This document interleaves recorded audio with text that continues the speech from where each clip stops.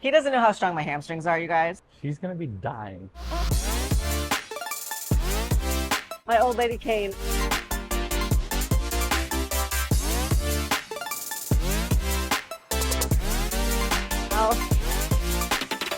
Hey guys, welcome back to my YouTube channel. This is episode 3 of my Building at 40 series, and today is the second workout of the series. So if you watched the first workout, it was my quad day. I'm on a 4-day training cycle right now, so today is going to be hamstrings. Jared is going to walk me through a hamstring workout for today, and we're going to show you guys tips and tricks and all the good stuff to maximizing your training for hamstrings. A common question that I get from women who are midlife or 40, 50, 60 plus is, how should I be stretching?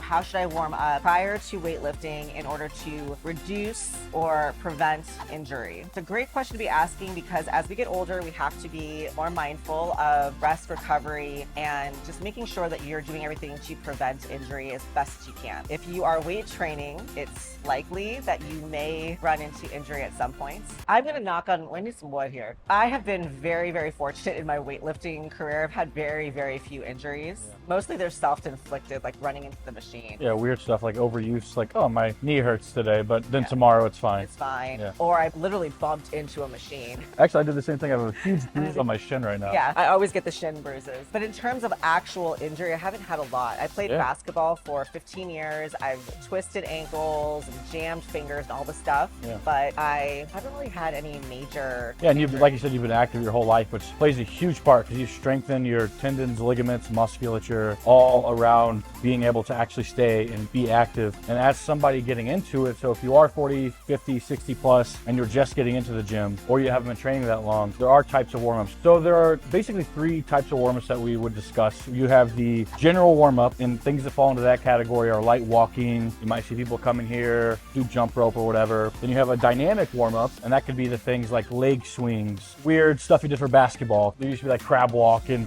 what is it, grapevine? Is that what they call it, the grapevine? The stuff you see in a PE class. And after that, you would go into the specific warm-up. So not all these things need to be done all the time, but as you said last, like when we were talking in there, during your quad days, you feel like you need a little bit more of a dynamic warm-up. So you do some leg swinging. I do the world's greatest stretch. It's basically like a flow into like a low lunge. Okay. With some yoga shit. A little bit of, exactly, a little bit of twisting. Yeah. I flow into a dynamic hamstring stretch. So really just holding it for like 5 seconds, like in and out of it and breathing, and then you flow to the other side. Yeah. So it and really you just come into your specific. We keep saying these words like dynamic and specific warm-up. Dynamic stretching is just basically when the joint is freely moving and you're not holding a static position. So things you don't want to do before you train would be something like a static stretch where like a toe touch, something of that nature. Make sure you train before you're doing things like that. And honestly, if you're training through a full range of motion like you're going to see us do today, you're holding that eccentric at its fully stretched position. You're trying to go through that full range of motion of the joint. Static stretching is something you don't inherently have to do. Right. If you're super inflexible, not very mobile, you might work some into your routine, but it honestly doesn't matter that much because a toe touch is where you go down, you touch your legs, and you hold. I can do more than this, I promise. I'm not trying to show off for you guys. I think you're more flexible than me, actually. I might be.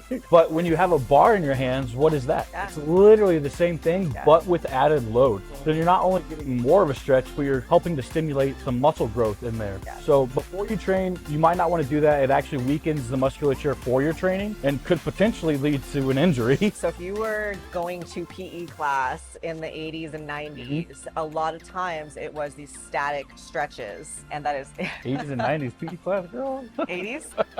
Sorry. So it was static stretching was what they had you doing. And of course, we've learned that static stretching, specifically right before weight training, actually reduces performance. Because it reduces force output. Right. Yeah, 100%. So you do not want to be doing static stretching, holding stretches for long periods of time prior to weight training. If you're going to do anything, it should be a dynamic stretch. And then also what we'll do today too is just the same movement pattern that you're going to be doing. Specific warm-up. And by specific, what we're saying is the specific exercise you're going to be training right whenever you're starting your training regimen. You go in, you do warm-up sets with that. You do a couple warm-up sets, really work the muscle, get blood in there, then do a potentiation set, and we'll talk about all that stuff, what all this jargon means. But the older you are or the less trained you are, the more you'll want to work in these types of warm-ups. So you really want to do like a 15 to 20 minute walk on the treadmill, do a general warm-up. some blood flowing, make sure that your heart rate gets elevated just a tad to prepare you for the training session. Move into that dynamic warm up where you're getting the joints nice and loose, a little bit of mobility you could do if you'd like, and then go into that specific warm up. When you're really well trained like us, you might see us do a quick little dynamic warm up and then we're like specific warm up. Yeah, if I feel tightness, right, I'll do something to open up the hips, to warm up the quads or the hamstring. For example, today we'll start with the seated leg curl. So I will start with light weights for a couple of sets, maybe 3 sets, and then start to go into my working set. And that's basically how you warm up. 100%. So today's workouts, we have 5 exercises, I think. 4 or we're 5. Doing 4 or 5. So if we get to the 5th one, she's actually gonna do 6. So we've got seated leg curl. We're gonna do dumbbell RDLs, Smith reverse lunge, foot elevated. Front foot elevated. Foot elevated. The glutes. For the glutes, hypers. The GHD. The GHD. And then you want to try some Nordics at the end. And then we're gonna do some Nordics at That's the like end. a personal goal. You want to get 10, right? He doesn't know how strong my hamstrings are, you guys. And she has trained with me before, so she should understand we're not getting through 5 exercises. He's gonna learn a little something today. Andy did tell me he thinks I have the second strongest hamstrings in the whole gym. Oh yeah? Because when I walk in here, let's get to it. Start with kind of light. 10 to 20 on the first warm-up set is what I like to do. Really lightweight. Let's get it moving. Where's that back pad at? That's pretty good. They still have that back pad in here? It's probably at the abduction machine. Okay. That's where everyone uses it. Let me go snag it. The lower you can get that on your heels, the more stretch, the more tension you'll feel through the hamstrings. The longer lever length. The best part about this is watching people eat their words before they start a session. He's gonna be dying. Because I don't have to go through the pain, you know? I can just watch you die. It's fantastic. Cool. Go ahead and rack. That's warm up set 1. Just getting some blood in there. How you feeling? Good. After that crazy dynamic warm up you did, I don't know how you don't have blood in there. I actually don't have a lot of range. Yeah. There, without like kind of Have you ever like weird arch. split or anything like that? Never? No, I played basketball. I was not a gymnast. Makes sense, being tight in those muscles, jumping and running. Yeah. Usually the sprinters, have you ever seen a sprinter try to touch their toes? They're like, oh. Tight hamstrings. Yeah. Stuff that I wish I knew when I was younger. I'll tell you that. There's so much stuff that I've learned in weight training in the last 15 50? years. 15, that's what I said. 50. Would you guys believe? Guess our age difference. I know. Guess in the comments. You think that I'm older. Look at this. I got smacked in the face with the age. Try to really push your hips back and sit up kind of straight. Almost lean forward just a tad and pull yourself in. Really push it down. There you go. Yep, hips open.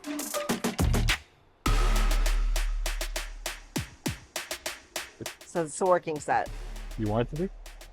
It's heavy. Yeah. This is not an exercise that I feel like I get that lactic acid. You know what I mean? When you do, You can rack it. That can be a warm up. You're good. when you do literally any other exercise.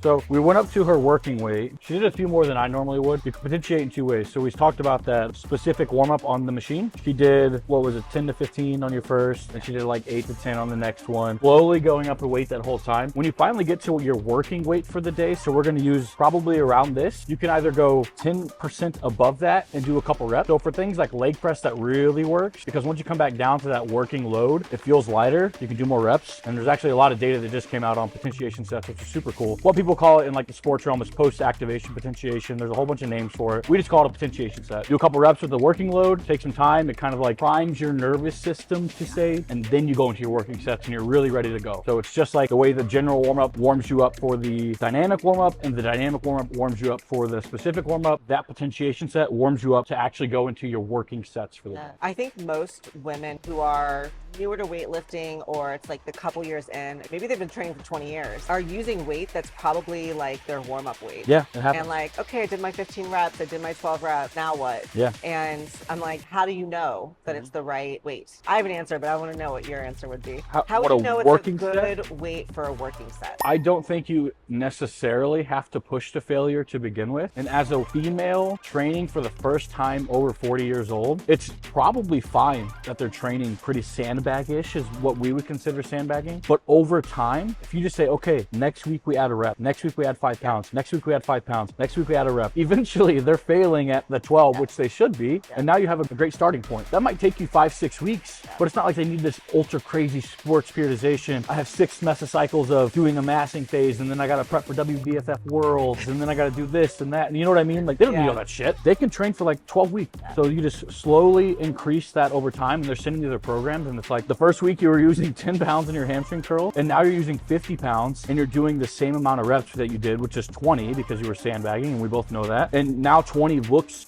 hard. Yeah. It's great. That's perfect. I think for a lot of women, or anybody in general, knowing what your true threshold is, like you could probably jump on here and pick a weight and you know. Yeah, I've been training for a long time. Yep. So to me, like that's what differentiates a beginner to an advanced person. Or intermediate. Or intermediate is not how long have you been doing the thing? How heavy do you go? It's like, can you accurately select a weight and an intensity that's going to push you right at that level? With good technique. With good technique and be pretty accurate out the gate because you just know. Yeah, an advanced person should definitely know that by now. You know what I mean? Walk in and you just boom. Yeah. And I know on the days that it's not always the same, right? You have days where you feel like shit. Yeah, 100%. You feel like that's not happening. 100%. And that's why you get coaches, you know? Because like, you can tell the coach, hey, this is how I feel. Here's how my performance went down. What should we do? And they can modify, deload, whatever. Hip slightly open. All right, get ready for some pain. I want to hear a clank at the bottom. There it is. Slow. All the way down. Slow, slow, slow. Right back down. Yes. Do you want me to not have it touch? At the bottom, yes. Okay. I want a full stretch at the top. So try to sit up. Hips down in the yep, there you go. Slow, slow, slow. Control that eccentric. Control. Hard clank and the control right from the get-go. There it is. Hard. Control, control, control. No bullshit. Control. Down fast. Up slow, up slow, slow, slow, slow. Hold it right there. Hold it, hold it, hold it. Hold the tension. 2, go. Fast. 1. Slow. Slow. Up, up, up. All the way, all the way, all the way. Come up. You got 2 more. You got 2 more. I want you to touch and control out of the hole. How many reps was that? Down slow. Go. Slow. Slow. Fast. Slow. Slow. Slow. Slow. Good. Rack. 20. 20 reps. 2 MyRep pauses per set. So MyRep and rest pause are very similar. What I'm having her do basically is Oh, is that what we're doing? get very close to failure. You could have told me that. I kind of said it out loud. I just didn't hear me. Very close to failure. And then she's going to rest, hold some tension. 2 to 5 more. Again, on the next one, 1 to 3 more. So those are pretty good. Is there no lactate sensation in the hamstring? Yeah, I did. Oh, there is. Oh, okay. This is an exercise she doesn't feel that. I had to make sure. To my defense, I did not know that we were doing I need to mentally prepare for the thing. So just a couple things to work on for you. Even for the last few reps, I want you to go fast as hell. Clank. Yeah. Clank at the bottom. And the second that you can, really control that eccentric, especially from 90 degrees on up. That's where you're getting the most stimulus, that deep stretch, the deep burn. It's the same thing with a straight leg. I want you slow, slow, slow, slow, slow. Full transparency, I would say I probably pick this machine 20% of the time. 20? That's fine. I usually do a lying. Okay, let's make you like these. But I can learn to like something new. Yeah, we want to get this down a little deeper. Not new, I just always liked lying leg curl. Or They're a great standing exercise. single leg, Swiss ball. Oh, like where you're laying on your back? A lot. Yeah, that was a nice at-home thing. Like during COVID when all my clients were like, they're hard. A lot of them I was like, hey, if you want to pause, you can pause. If you want to keep going, you can keep going. A lot of them kept going. So they come up with all kinds of stuff. But like hamstrings is one of the easiest things to train. Nordic, the Swiss ball, you can do it with a towel on your floor. Like, there's so much shit you can do for hamstrings. Yeah. But still like under-trained. Yeah, for a lot of people. It just hurts. People don't like it. I love training hamstrings. You can cramp so easy training hamstrings. All right, you ready? I think so. Okay, so really dig this in. Try to get it down. We're doing another myo rep set here. MyRep pauses per set. Okay. Even when it gets hard, control. Push it down hard. Push it down hard. Hard, hard. 1 more. There you go. Okay. Ready? Lean forward just a tad. There you go. Yep. Good. Good stretch. Yep. Beautiful. Great control. Control, control, control. Down. Good. Yep. I want to clank. Come on, every time. Fast. Slow, slow, slow, slow, slow. Fast. 1 more, 1 more, 1 more. Go. Control, control, control, control, control. Pause. Ow. Breathe. 3 more. Let's go. Come on. Fast. Control. Control. Make sure you control those. Right there. Yes, better. Down fast. Come on. Control. Control. Control. Breathe. Oh. Breathe. 1 to 2 more. Your call. Ow. Hit it.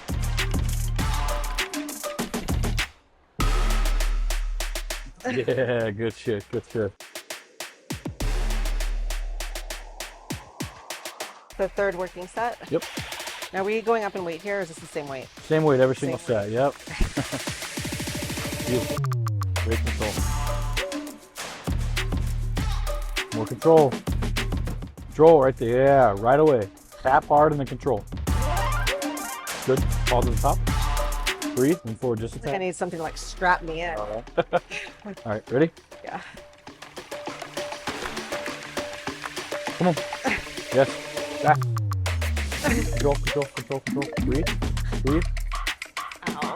2. Let's go. Hit it. Control. No bullshit reps. Good, good, good.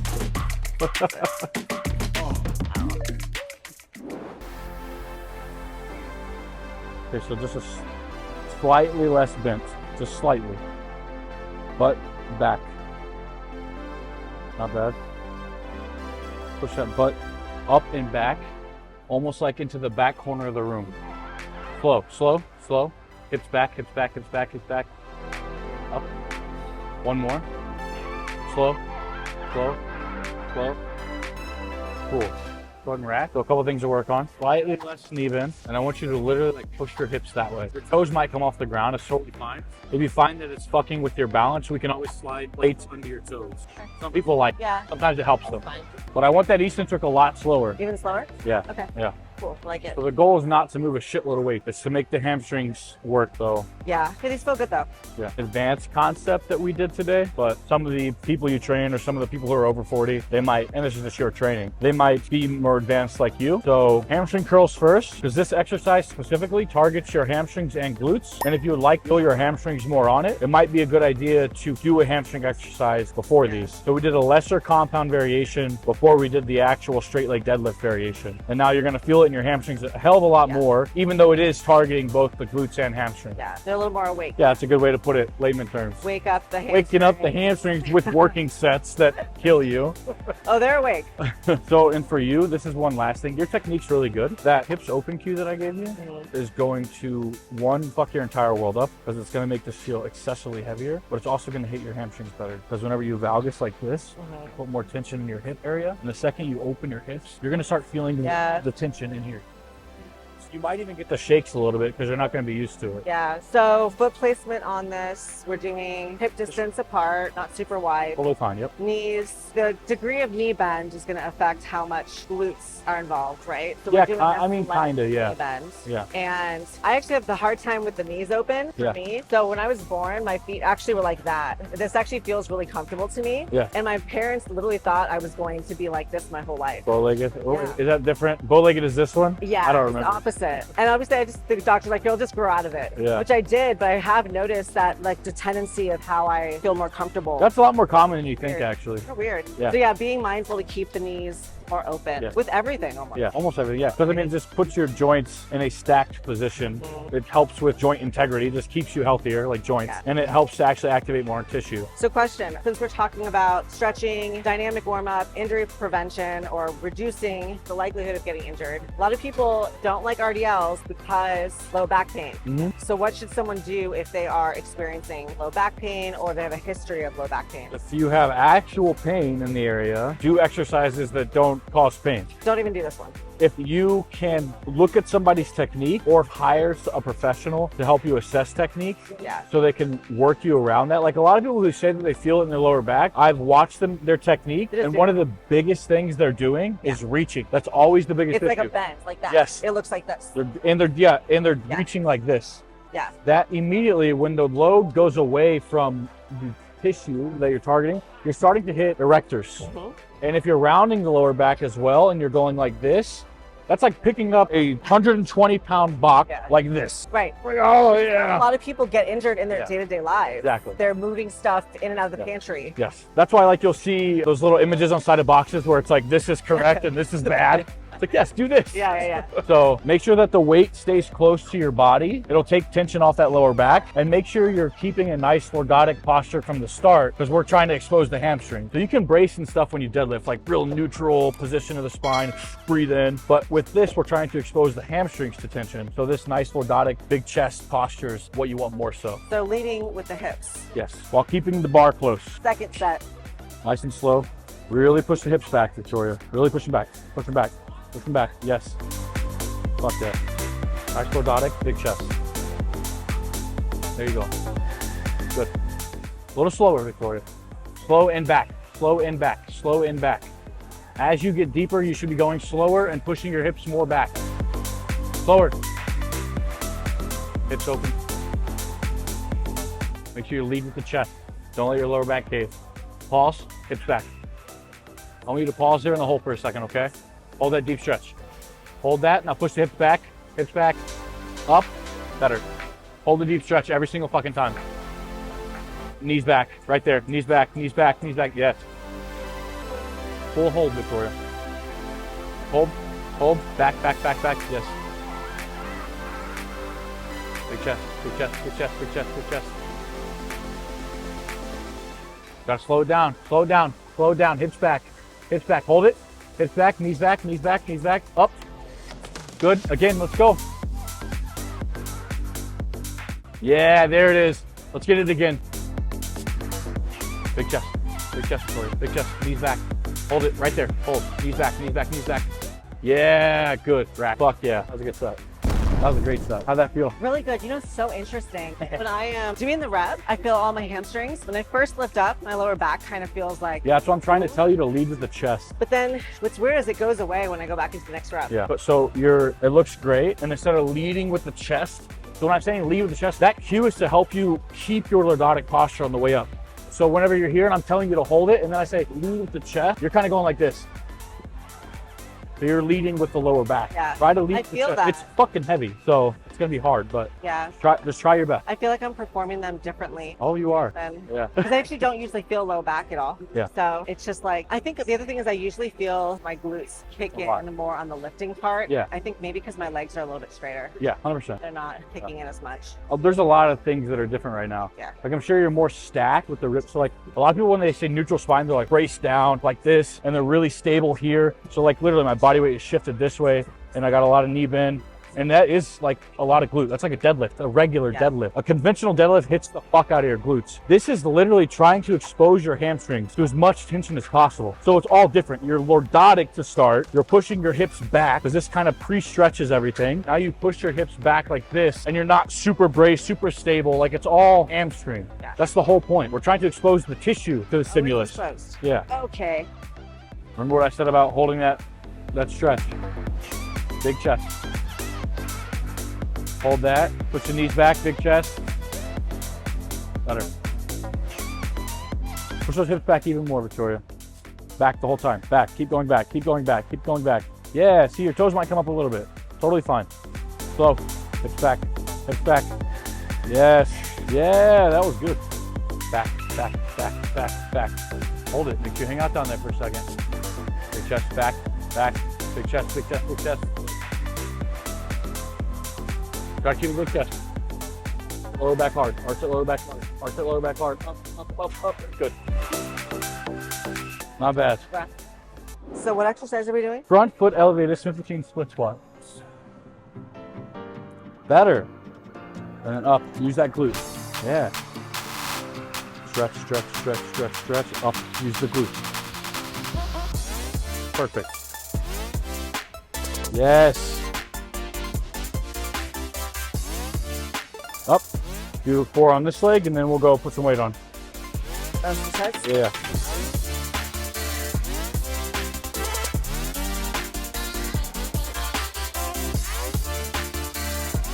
Beautiful, Victoria. Use the glute on the way up. Yeah.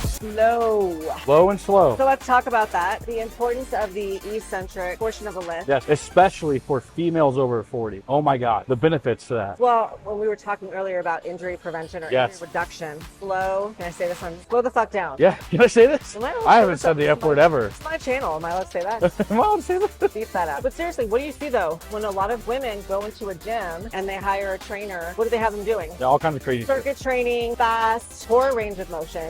Fast everything. There is no eccentric, and the complete opposite of what you should be doing. 100%, especially for those things like flexibility, mobility, and muscle growth. And having muscle is the best thing possible for longevity. Like it just is. But it's I gonna grow the feel most. like I got a good workout. Yeah, exactly. But I got sweaty. Yes. But I was exhausted. 100%. Right? And also now your knees hurt. And soon, very soon, knees hurt. Yes. You have injury of some sort. And this is literally why big dumb meatheads like myself yourself don't make it to 40 to keep training. How many like washed up bodybuilders do we know? Yeah. How many washed up dudes like, oh, back in my day? Like, yeah, but look at your beer belly now. Like, why don't you go to the gym anymore? What happened? Pump reps. That's all they give a shit about. It was just like moving a lot of load and like no eccentric control. Yeah. And that's literally how people tear muscles. Like you're used to not controlling the eccentric. So like, let's say you're on a bench press and you're just kind of like bouncing it. And then you go to a really heavy load or a load you're not used to. The second you try to like catch a load with fibers you've not activated very well before, that's when muscle tears happen. So you might control really well here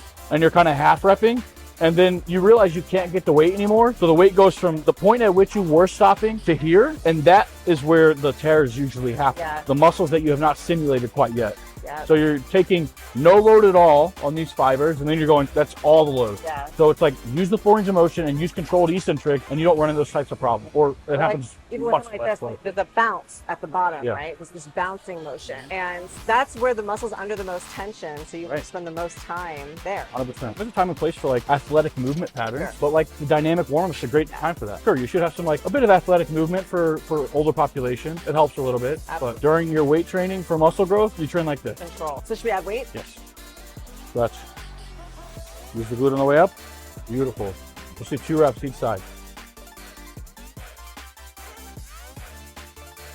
But that's the cool part about like, especially people who just get into the gym, 40, 50, 60. By that time, it's like, they already have other hobbies for the most part. They're playing tennis, they're golfing, pickleball. Fuck yeah, pickleball is popular as hell right now. It's fun. We'll have to play sometime. We're gonna play pickleball. But they have those hobbies. So they're doing the athletic performance outside of the gym. And then they can strengthen and look good naked by training with weights here. Usually, I mean, I've been working with clients for so long on this, whether they're volleyball players, golfers, tennis, and I would say within 8 to 12 weeks, they're already telling me how their performance is better when they're on the court, just because they've been doing the weight. Yep. And that's cool because like when you're a sports scientist, you know that like you actually get better at the sport as far as like really high level athletes go when you're in like a strength or power block. But hypertrophy training like this, that 5 to 30 rep range we always talk about, potentiates strength. So if you've never been in the gym, especially as a 40-year-old female, 50-year-old female, you're actually getting stronger by training for muscle growth. That's making you strong and it's making you more powerful. So when you do like flip, like you're creating a lot of tension randomly, you don't tear a muscle or you don't injure a joint.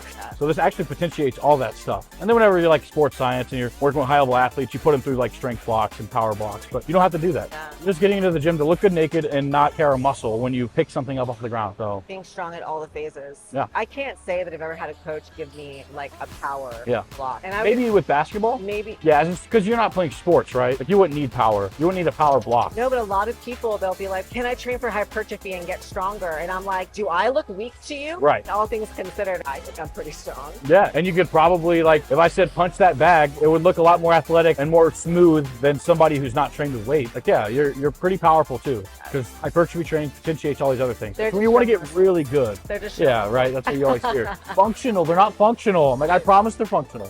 So should we go up? What do you think? How was that? We had to get like 10 to 15 on each leg. 2 more. More? Okay.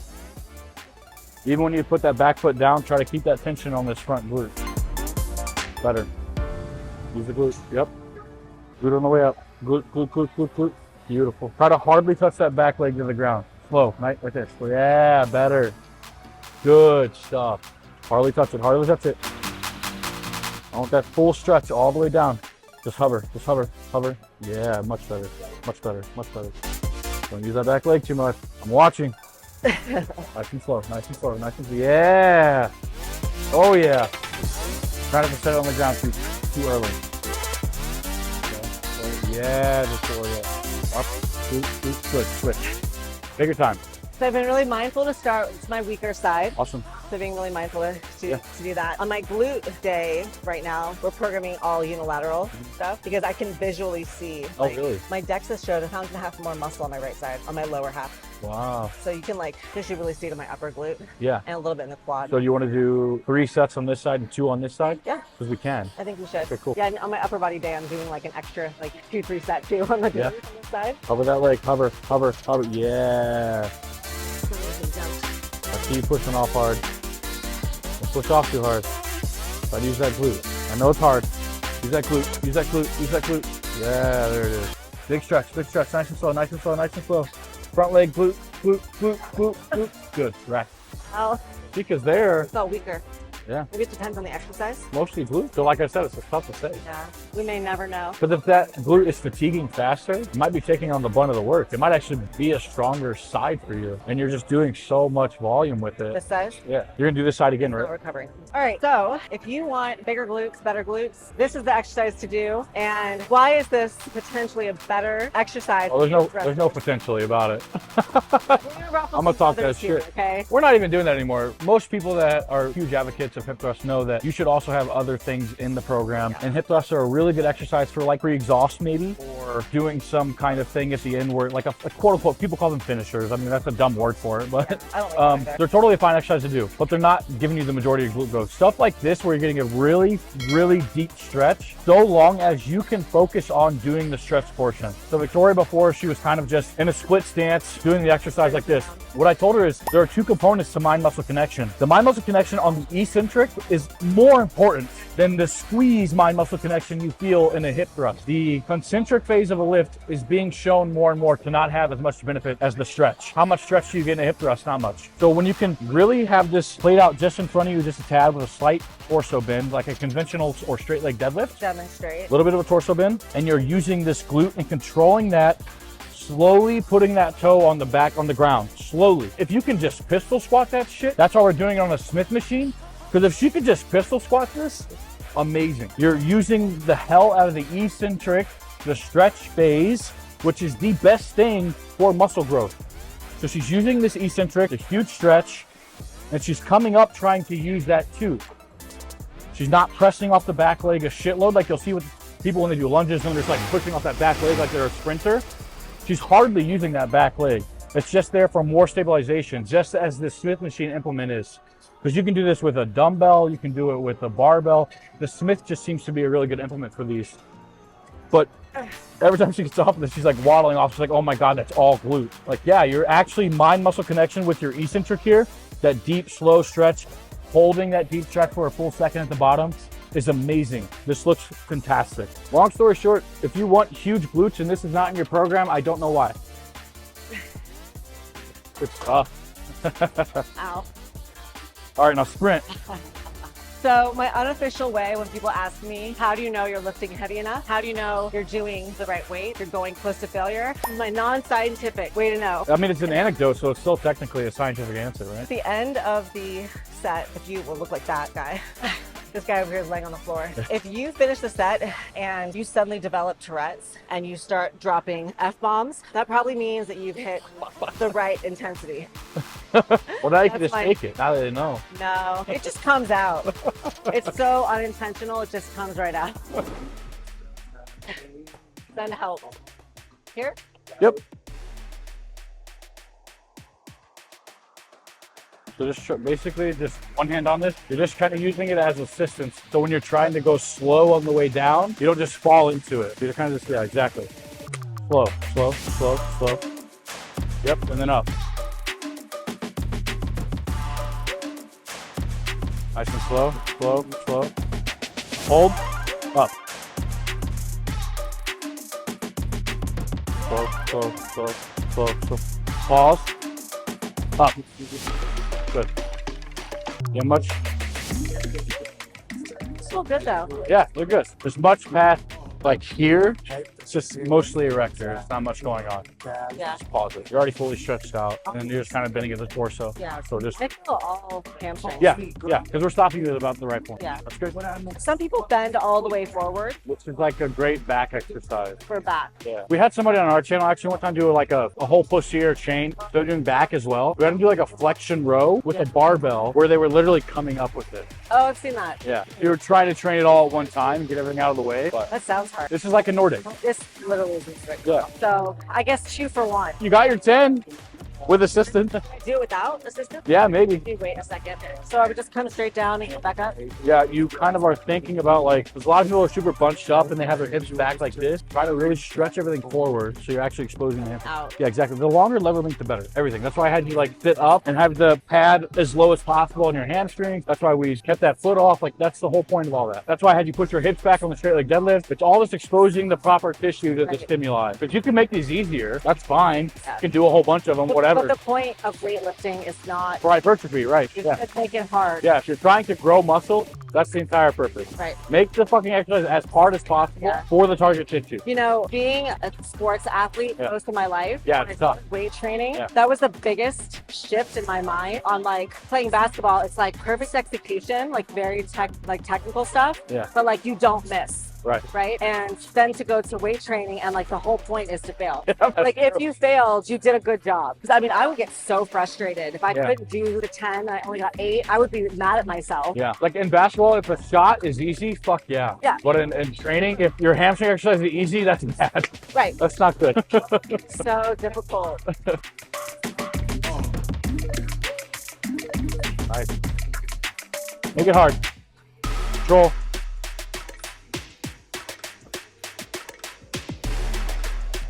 Down. If you're gonna keep going, don't make it easy at the top. Everything's hard. Up. Come on. Come on. Yeah, failing on those is so easy. You got these little handles, like, oh, I'm done.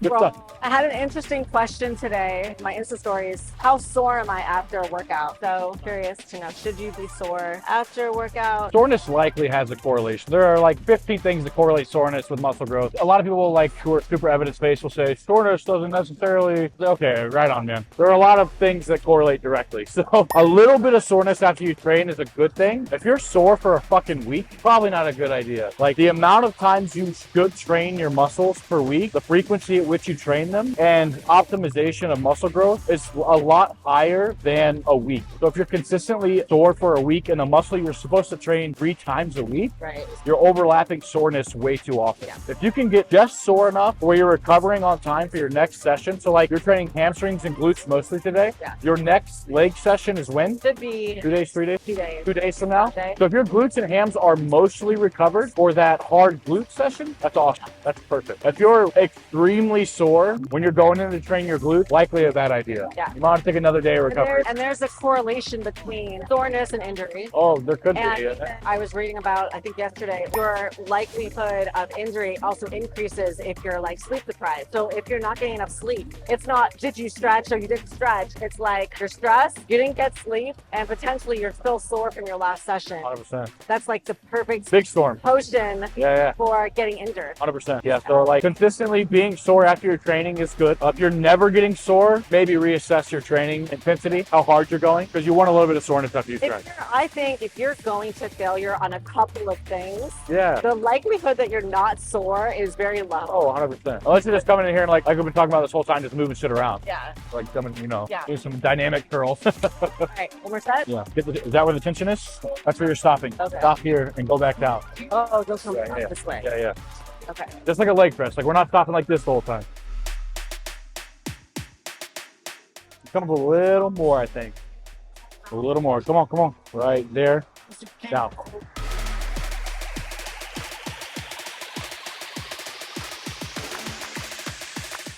Yeah.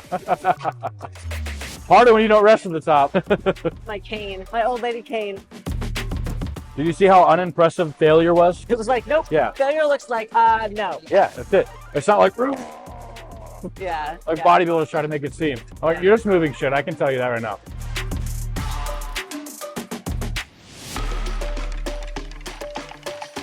Come on. You got it. Yep. Yep. Yep.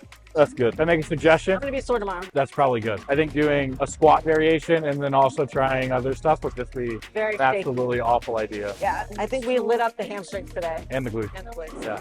All right, guys, so I have Bambi legs again. If you watched my quad workout, that was a shit show. So here we are. We ended up just doing 4 of the exercises. So the last exercise, in all fairness, was kind of a hybrid of what we were going to do. It's like a Nordic. Yeah, basically a Nordic with sort of a hyper hip hinging movements. Yeah. right? Yeah, great exercise. So what we ended up doing, we did seated leg curls, myo reps. Yep, great legs. We did straight leg deadlifts, super slow eccentric, front foot elevated Smith lunge, which is basically like a pistol squat Yeah, at the end of the day. very difficult exercise for the glutes. That was killer. Yeah. So if you hate hip thrusters, that is the move. I verified this myself. And then GHD. the GHD, thank you. That was the workout for today. I'm exhausted. I need to go eat. Hopefully you guys learned a little bit. Number one, you don't have to do 18 exercises for a muscle group. You just need to do 3, maybe 4 very effective targeted moves. 100%. Controlling the eccentric, 4-range of motion, all the things we always preach, and you'll be cooked. Hopefully you guys learned a little bit also about how to do warm-up sets to prime the body for the actual workout and save the static stretching stuff for some other time. Yeah, make your moves a little less dynamic, basically. In the gym, you are literally stretching the tissue. That is exactly what you're doing, using a 4-range of motion and those slow eccentrics, like your straight leg deadlift. They're beautiful. We changed 1 or 2 little things and you were like, oh my God, my hamstrings are ate up. And that is literally how you train your flexibility and for muscle growth. It's perfect. That's it for today. Thank you guys so much for watching. Don't forget to like, subscribe, and share this video with a friend. And be sure to follow Jared as well. All right, see you guys next time.